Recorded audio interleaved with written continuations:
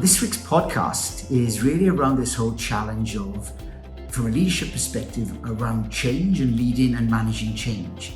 And how good are you as the leader at doing that? What we do know is, in this more volatile and certain fast changing environment, then this skill of leading change well is so important if we really are to get the best out of our team and ensure that they achieve their goals.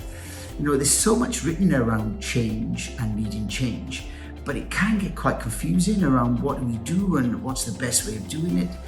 And what we also reflect on is that sometimes that change, there's not one quick fix, there's not one way of doing it, there are multiple ways. And above all, I suppose we've got to be able to adapt to that change.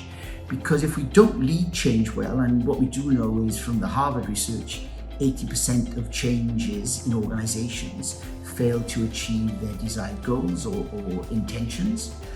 And that's because, we think that too much focus is applied on the technical aspects of change. And what I mean by that, the planning and the budgeting and the sort of the job roles and the technical aspects of the structure, without really addressing the more adaptive challenges of change, which is much more around winning hearts and minds, really bringing the team with you and communicating well, and particularly engaging at that emotional level where there's a real spirit and an inspiration around the change and what the benefits are of the change and what's often called the why of the change. When we do that really well, the bright side is change can be really enjoyable, we can be really kick our goals, we can be celebrating success along the way, and particularly we resolve problems as they occur. And in a team context, we're much more likely to be thinking and acting like one team. So there's a lot to play for here. So here goes. Here are my top tips of what we would suggest as a leader you need to be really across and really comfortable with and good at executing to lead change really well. Well, number one is, as a leader, do you have a change diagnostic model that you use to interpret what's happening through the different stages of change? Often you'll see different reactions to change when the change is announced. And are you expecting those reactions? And are you prepared for them? And do you know how to address them? We like the grief curve in this regard, and the grief curve, which is summarized as the Sarah model, which talks about when we initially announce a change, you're going to get some shock, some anger, and then resistance to the change, and that's the first part of the change curve. And once that those reactions are moved through and acknowledged, then we start moving into what we call acceptance, where it becomes something that we can do, and with a level of skepticism, but we can move through it. And then the final stage after acceptance is hope. And it shouldn't be a surprise to any of us that as leaders that our teams will go through these different stages. But understanding what that looks like at each stage and what to do about it at each stage becomes really important. And I suppose this is where I'd link that to number two in the tips to be really good at leading change. And this is where we use the managing transitions model of William Bridges. William Bridges talked about all change starts with an ending, and then we have a neutral zone and a new beginning. And that ending is often typified by that shock and anger and resistance. Then the neutral zone is sort of that acceptance and that skepticism. And then the new beginning is where there's hope and ambition and looking forward. And what Bridges was really clear on is that it's not these sort of external changes that are the challenge. We can all work with a new boss, we can all change locations of our offices, or we can all understand a new structure.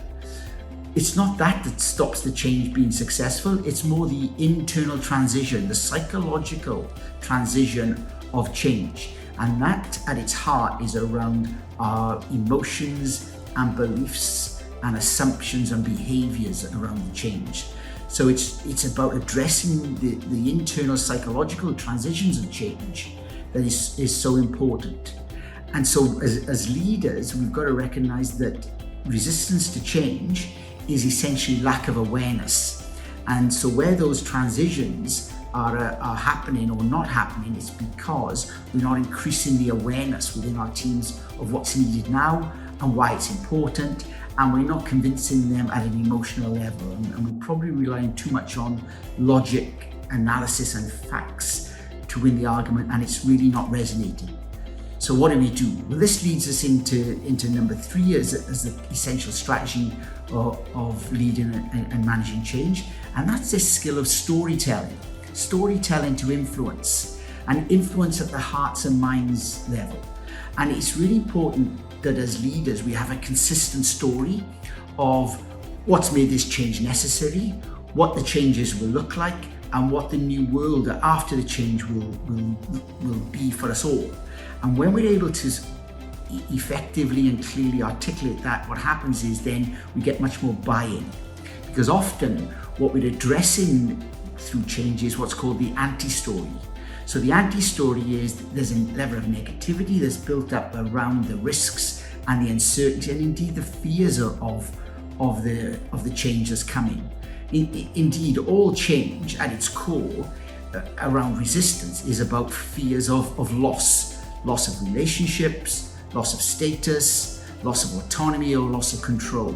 And so our storytelling really needs to address and reassure our teams going through the change that this loss is not something to be feared, and in fact their worlds and their roles and the environment that they're going to be in and the culture they're going to be working in is going to be better than what they've currently got. And when we're able to really clearly articulate that story, then we get more buy-in and we see our teams moving from that sort of ending, neutral zone to new beginning. And this leads me on to number 4 in terms of our tips of leading change. And really this is around sharpening your coaching skills. If ever there was a time where coaching was essential in leadership, it's today. And what we mean by coaching is this ability to be curious, this ability to build empathy and rapport, this ability to ask really good questions and help and clarify for our teams and for members of our teams individually what they need to do to move through the change. And where we really practice coaching at a high level, then we see much better movement of the transitions of change. We use the GROW model, the Sir John Townsend GROW model, and what that looks like is essentially 4 questions. So the first question is, what do you want? What's your goal? The second question around coaching is, what's the reality now? The third question is, okay, what are your options? And the fourth question is, okay, what do you want? What are you going to do differently? What will you do differently to move through this change? And when we ask those questions with empathy, with rapport, with understanding, what we see is teams and individuals move through those transitions really well. And so that's number 4. And finally, I'd like to end these tips around leading and managing change with a very practical sort of insight. And this is recently come from Harvard, where they've analyzed what are the most effective leaders doing through this environment of change. And it seems that we can talk about a lot of the traits and characteristics of leadership and leading change, but at a practical doing level, there are 2 things that leaders do really well. Number 1, they really ensure that there's enough resources within the team to implement the change, and resources match the capability of the team to lead and manage that change. And often, the change can be overwhelming because there seems so much to do. So what leaders are really good at a practical level is identifying the priorities and resourcing the priorities over the given timeline. So that's really important. And secondly, leaders are really good at managing the distractions that come into the team that can take the team off course and stop them focusing on what's important around delivering on the change. So managing the distractions and making sure there's enough resources for the team to do the change seems really obvious, right? But we know the leaders that do those 2 things really simply and really well are having much better traction in leading the teams through the change. That's our top tips for today. Have your diagnostic, really know what your grief curve looks like, use managing the transitions and understand the psychological transitions really well. Thirdly is use storytelling to maximum effect, sharpen your coaching skills, and do the practical things of leadership really well around resources and distractions. And it's sessions like this that really remind me of the Charles Darwin quote, that it's not the strongest of the species nor the most intelligent that will survive, but the one that's most adaptable to change. And if there was ever a time when that quote was most relevant, it's in today's volatile, uncertain, complex and ambiguous VUCA world.